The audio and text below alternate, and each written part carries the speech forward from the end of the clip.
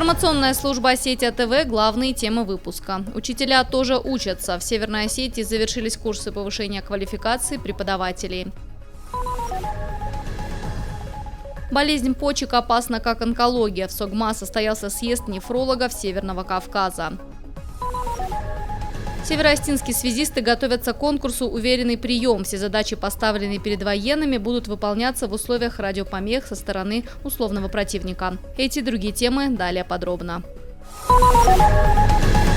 Учителя тоже учатся. В Северной Осетии завершились курсы повышения квалификации преподавателей. Свыше 1000 человек из всех районов республики прошли переподготовку лучших специалистов. С 1 июня для педагогов проводились интерактивные занятия, круглые столы, мастер-классы. Лекции им читали сотрудники Министерства образования и науки, преподаватели и методисты республиканских вузов. Согласно обновленному федеральному закону, все учителя должны проходить переподготовку раз в 3 года. Ранее курсы проводились раз в 5 лет. Именно поэтому с каждым годом объем работы и количество слушателей растет. Особое внимание уделяется физико-математическому направлению и инклюзивному образованию. Инклюзивному образованию уделяется большое внимание, потому что для нас это новое.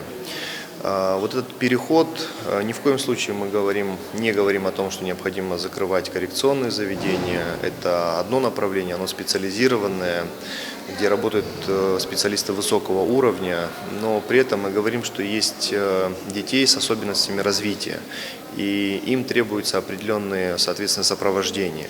И только после получения данных навыков учитель может грамотно и корректно вести эту работу с таким видом детей.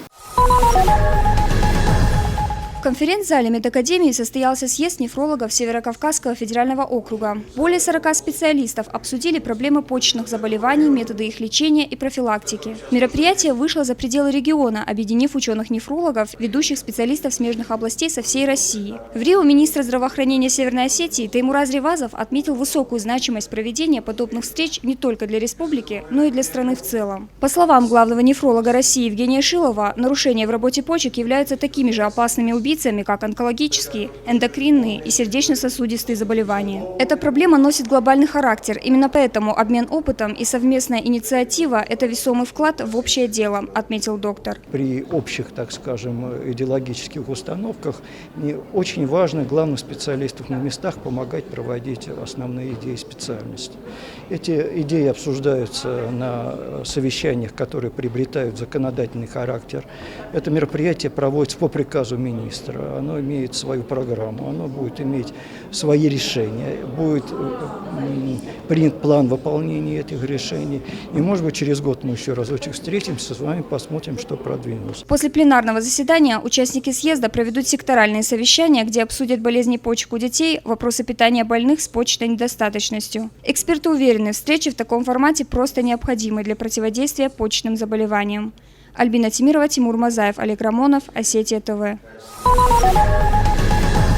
В Северной Осетии прошло заседание Совета ректоров вузов Северокавказского федерального округа. Оно стало 3-м по счету. Представители 29 вузов из всех 7 регионов СКФО собрались в Согу. На встрече с докладом выступил помощник полпреда президента Российской Федерации на Северном Кавказе Алексей Семенов.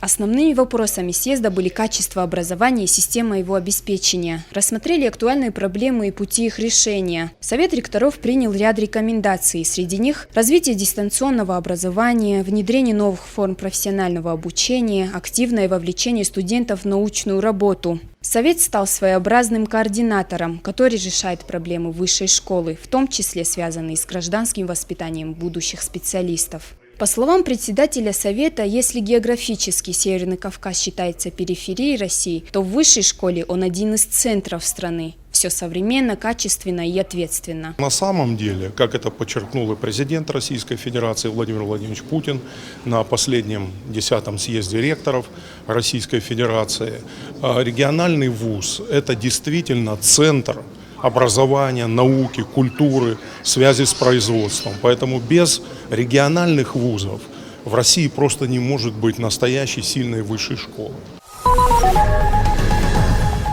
Есть такая профессия – лечить людей. Лучших врачей Республиканской клинической больницы наградили за их добросовестный труд по охране здоровья населения. В преддверии Дня медицинского работника более 100 человек были поощрены грамотами и денежными призами. В адрес руководства больницы и ее работников звучали слова поздравления от коллег из других медицинских учреждений. Зачитывали слова благодарности персоналу от самих пациентов за проявленную чуткость и профессионализм. После официальной части работников ждал концерт с участием танцевальных коллективов и звезд местной эстрады. Я хочу поздравить не только сотрудников нашей больницы, но и всех медицинских работников, всех тех, кто имеет отношение к здравоохранению. Неважно, кадровая служба, бухгалтерская служба, экономическая служба, все вспомогательные службы, всех, кто имеет какое-то отношение к здравоохранению, всех хочу поздравить с наступающим праздником, Днем медицинского работника, пожелать им здоровья, счастья, благополучия. Без связи нет управления, без управления нет побед. Таким был девиз связистов 100 лет назад. Вот только раньше им приходилось нелегко. Век высоких технологий избавил современных военных от такой участи. Нажатием одной кнопки можно связаться с командиром, находясь в любой точке России.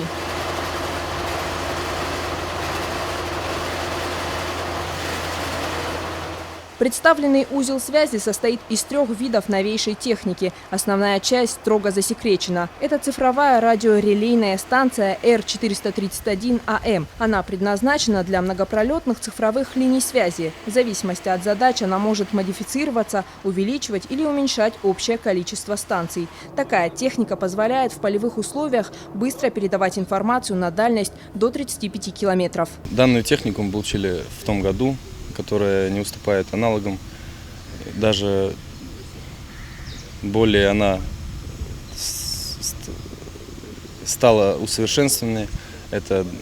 Она работает на скоростях 35 мегабит в секунду, 155 мегабит в секунду, на дальность до 30 и 35 километров. Экипаж военной машины составляют водитель, электрик, механик и начальник станции. Без них развертывание станции немыслимо. Порой необходимо 2 часа, чтобы привести радиосвязь в боевую готовность. Сегодня им хватило 30 минут, чтобы настроить радиосистему. 4 на 4 вала, как вы меня воспринял, остаемся в дежурном приеме остаемся. Сейчас военные связисты 34-й бригады управления 58-й армии готовятся к конкурсу «Уверенный прием». Он пройдет на базе военной академии связи имени маршала Советского Союза Буденова с 4 по 6 августа. Все задачи, поставленные перед военными, будут выполняться в условиях радиопомех со стороны условного противника. Чтобы получить оценку «Отлично», связистам необходимо уложиться в 37 минут. В принципе, уложились в данное время на оценку «Хорошо». Ну, я доволен результатами, так как в предыдущем разе было немножко хуже, чем сейчас. К этому очень давно готовимся, уже около месяца, так что я думаю, что мы поедем в Питер на данный конкурс. Военный связист – одна из самых важных армейских специальностей. Без них российская армия может остаться слепо-глухонемой, а боевые задачи не будут выполнены. Но такого наши специалисты просто не допустят. Земфира Лолаева, Михаил Безуглов, Осетия ТВ.